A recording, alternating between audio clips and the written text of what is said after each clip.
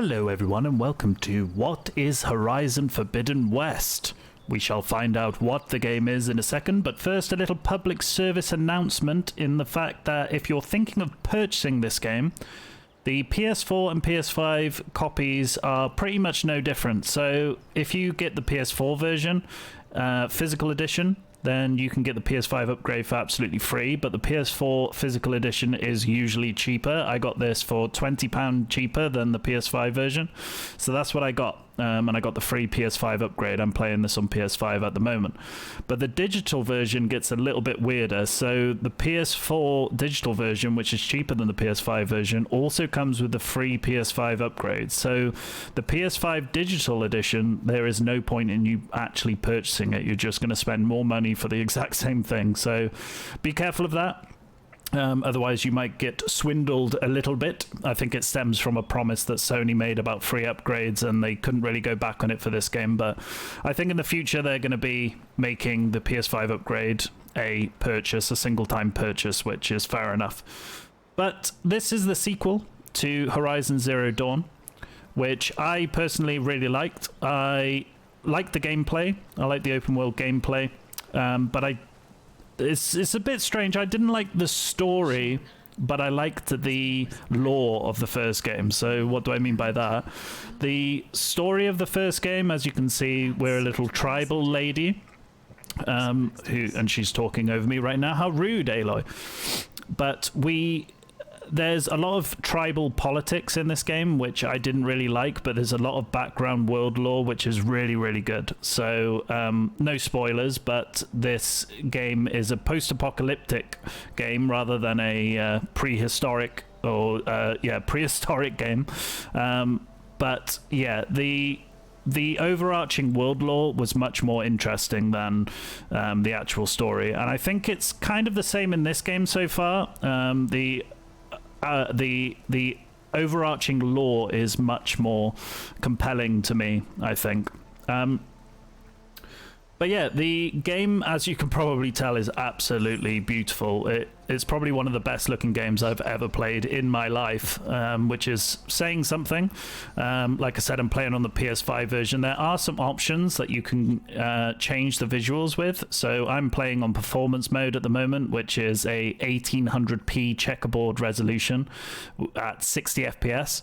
But we've also got the resolution mode, which is a 4K resolution, but only 30 FPS. So we can see here that the game looks a lot nicer, but I mean, the 30 FPS, I just can't do it anymore, guys. I just can't do it. So I need to have my 60 FPS modes. I'm hoping as we go through this generation, developers won't start taking away the 60 FPS modes. I hope that they're here to stay with consoles, because I've been spoiled a little bit by PC.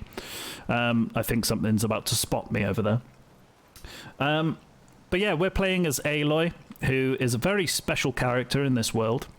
And we are, at the moment, again, no spoilers, but we are trying to make our way to the Forbidden West in this game, which is a whole new area.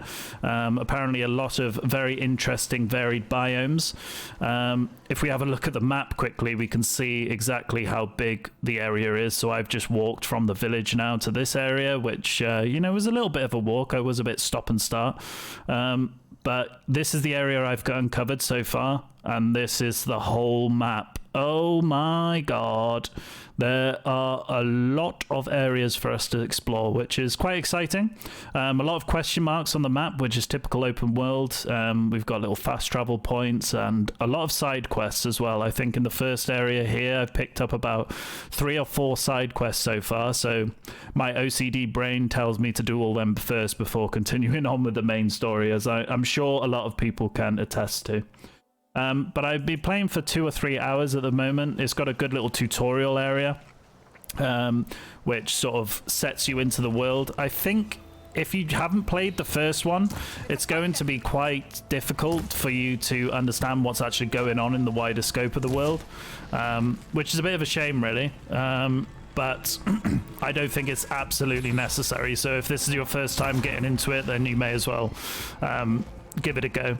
There's a bit of haptic feedback with the weapons, which is quite nice on the PS5 controller, which, if you don't know, makes the triggers, gives them a little bit more resistance when you're using things like bows and whatnot. But as you can see, I am fighting these weird machine animals, which makes sense in the overarching lore, but at the moment, if you haven't played this game, probably seems quite weird. An interesting point, actually, when you first start up the game, it tells you if you wanted a guided experience or more of an explorer experience, which basically, if you're a veteran of open world games, especially in recent years, they basically hold your hand very much in terms of quest markers and whatnot. So I picked the Explorer mode, which is supposed to reduce the amount of hand-holding, but it has been pretty hand-holdy so far. I mean, it showed me exactly on the map where to go for each individual side mission, so I dread to think what the guided mode is like. Maybe it walks the character for you, I don't know. You can also hide the HUD elements only to what you actually need at a certain point in time. So at the moment, the game thinks that this is all I need in terms of HUD elements, but you can turn them on. So here, that's the full HUD there that you can see. But I'm doing a side quest at the moment. I've stopped doing my main mission, and I can just run around and show you the game and see what it's all about. There's a bit of sneaky in the game. I do need to collect some boar meat, actually, so let's see if I can... there you go. That's... sorry, piggy, but I need your meat for the cook in the town. There you go. There is a bit of stealthiness in this, so you can see that these sort of flowery areas, they will conceal you, and you can go up behind creatures. You can track their patrol movements, and you can kill them that way, or you can go full throttle with your bow, or your various weapons that you have as well. At the moment, I only have normal arrows, I have acid arrows, and I have these frost blastlings, which can freeze an enemy. So there's a lot of elemental effects in here. There's a lot of weak points on the enemies, which you can target with your bow. I played the previous game on PC, which I really very much enjoyed using the mouse and keyboard to use the bow. I'm not very good with a controller, but it seems like this game so far hasn't done too bad in terms of its aim assist and whatnot. So these dudes over here look a bit threatening, but I can fire a acid arrow into his canister. Oh, and he seems quite hard, actually. I might run away from this. I've never fought those before, so I might do a little run away.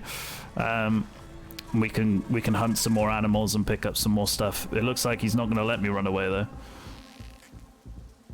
He is acided, though. He is taking some elemental damage. But yeah, the game is your traditional open world fare, so you've got side missions, main missions, you've got a bunch of skills. They're split up into 6 categories, and each skill tree is pretty large, actually. And it's a mix of passive skills and active skills that you can get as well. I don't mind them doing it this way, because especially with active skills in a game as complex as this, you kind of want to be eased into everything, so you can kind of go down the path that you want, but I suppose eventually you'll be able to get every single ability in the game and become an absolute powerhouse. I'm sure that's the case. I'm playing on normal at the moment. There's, I think, 4 different difficulties. I wouldn't play on easy or story because you're probably just going to be using the bow to absolutely decimate everything. Higher difficulties force you to use the interesting stuff like the traps and whatnot. But let's look at our inventory and crafting. So with crafting, you can upgrade all of your weapons, your outfits, your tools, your ammo pouches, a bit Far Cry-like if you've ever played those games, where you have to collect animal hides and whatnot to upgrade your pouches. It's a bit of a meme at this point. You've also got so many resources and things which are used to upgrade your weapons. I quite like that. Obviously the old world, the modern world as we know it now, but the old world in this game, you can pick up a lot of old world relics, which is one is a corkscrew for your wine, and it's called an ancient toothpick, because obviously these guys don't know anything about the old world, so they're just kind of making assumptions of what they are, which I really like these little details in this game. It really does get you immersed. Also, keys are called ancient chimes. I love that. I absolutely love it. Okay. So what else have we got? Yeah, we've got a lot of codex options as well, so we can go through all of the character bios of all the main characters in the previous game. If you've never played the previous game, I do recommend looking through these because you get a lot of information on the main characters. Otherwise, you are not going to know what is going on. So it is quite essential that they've got this stuff in there. But like I said, the story of this game, or the overarching lore, is something that I'm really interested in. They've done a really good job with that. But let's get into some combat somewhere, preferably not against crazy enemies. I'm sure if we run this way somewhere, we shall find somebody. Unfortunately, though, little piggy, you must die because I want your meat. But yeah, there's melee combat in this game as well. There's a lot of traps, but most of it is all centered around your bow. Which is fine. Everybody loves bow and arrows in video games, don't they? There's also a Assassin's Creed climbing mechanic, which you can sort of climb on any sort of surface. There you go, see? Yeah,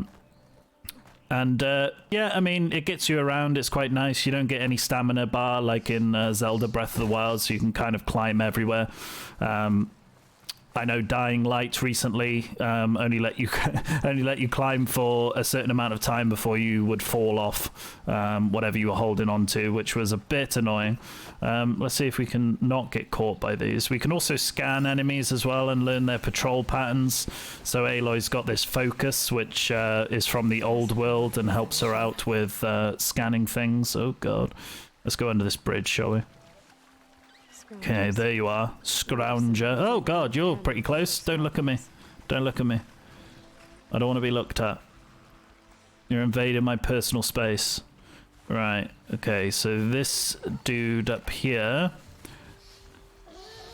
Can we get behind him to take him out? We can. Ugh. There we go, and I got a trophy as well. Very nice. We all love trophies. If you are into trophies, actually, there's no missable achievements and trophies in this game besides from one, which is to scan all of the enemies in the game. And apparently the final boss is missable. So you've got to scan 2 enemies in the final mission to make sure you get that achievement. But besides from that, you can do anything at any time. So if you're into that thing, then you... yeah, that's good news. That's very good news. Silent strike again, I think. I just shot him up the butt to bring him over here. Very nice. And you've probably seen when I'm shooting at these enemies, they've got weak points. So if I can scan you over there,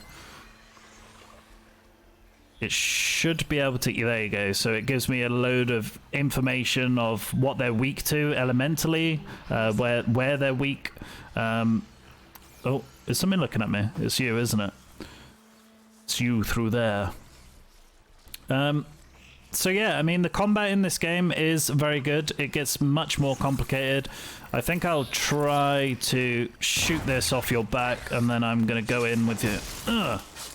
There you go, with some melee combat. It's got very basic melee combat at the moment. You know, you're light and heavy, and you can also do a... beautiful charge up. Oh, so cool. Nice. But yeah, your skills and your abilities will get upgraded, and you'll have a bigger tool set as you make your way through the skill trees. Hello. Okay. Well, you're going down. Sorry, little buddy, but I need to have your skin. We got raccoon hide, so I'll be able to take this back and upgrade all my pouches, which is very nice. So, there's one thing that I hate about open world games recently, and it's in Dying Light 2. It's really obnoxious in Dying Light 2, not so much in this game. But it's scanning.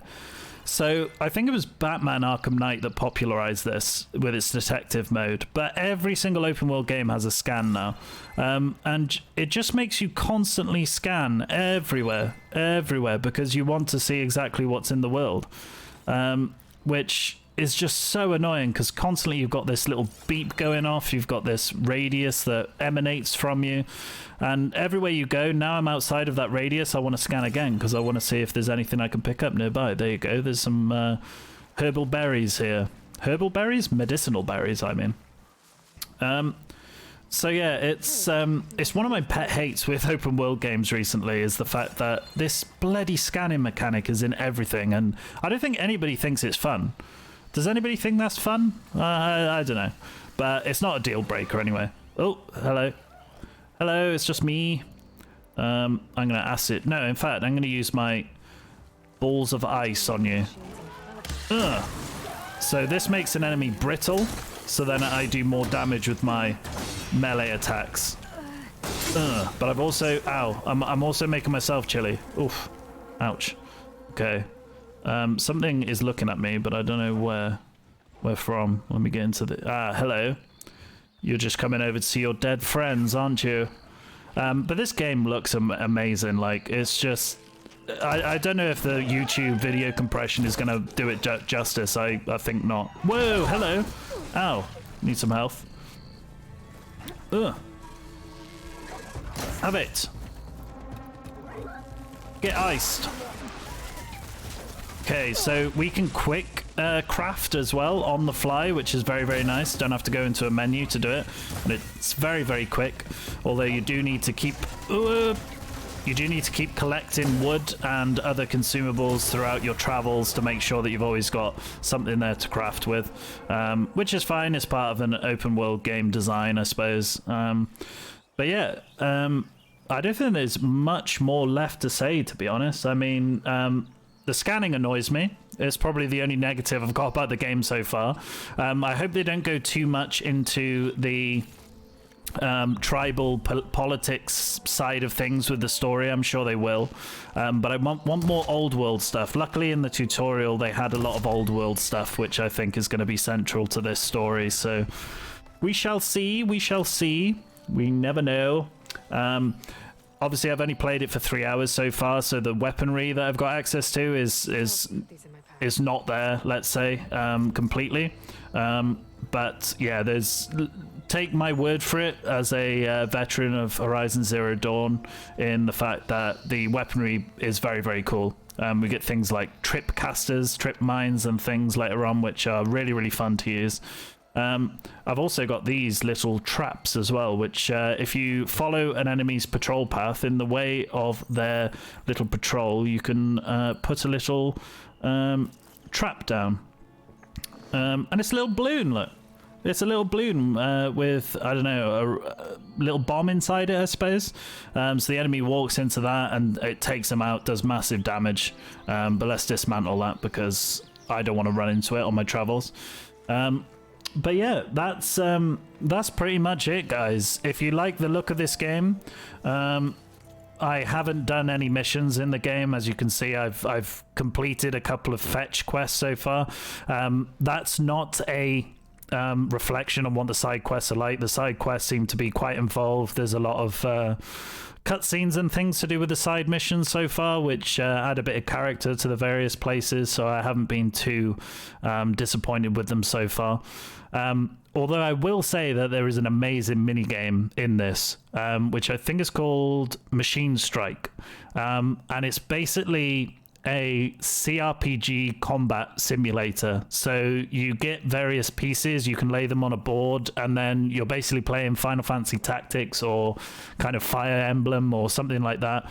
A CRPG combat minigame, which is absolutely fantastic. It looks like it's going to be deep as all hell, and I can't wait to get into them. Actually, I did all of the beginner missions and beat her in a challenge straight away. So I spent most of my time playing Machine Strike. So really check out Machine Strike. It's so fun. It's very, very cool indeed. The cool thing about Machine Strike as well is that every piece is based off the machines in the game. Every sort of avatar that you can use on the board, and they all have different skills and different qualities to them, and you can find them out in the world, or you can find them, craft them, purchase them. So I think it's going to be a Gwent situation like in Witcher 3. If you liked Gwent, I think this is going to be even deeper than Gwent, to be honest. It might even come out as its own game, I don't know. We shall see. But yeah, that's Horizon Forbidden West, guys. I hope you enjoyed the video. I hope it's given you a little look into what the game is all about. It is absolutely beautiful, if anything. I mean, God. Oh, also, photo mode as well. You gotta love a photo mode. Can we get right into Aloy's face to finish the video? Just about. There you go. Hello, Aloy. So there you go. That is Horizon Forbidden West. I hope you enjoyed the video, and I will see you next time. Bye!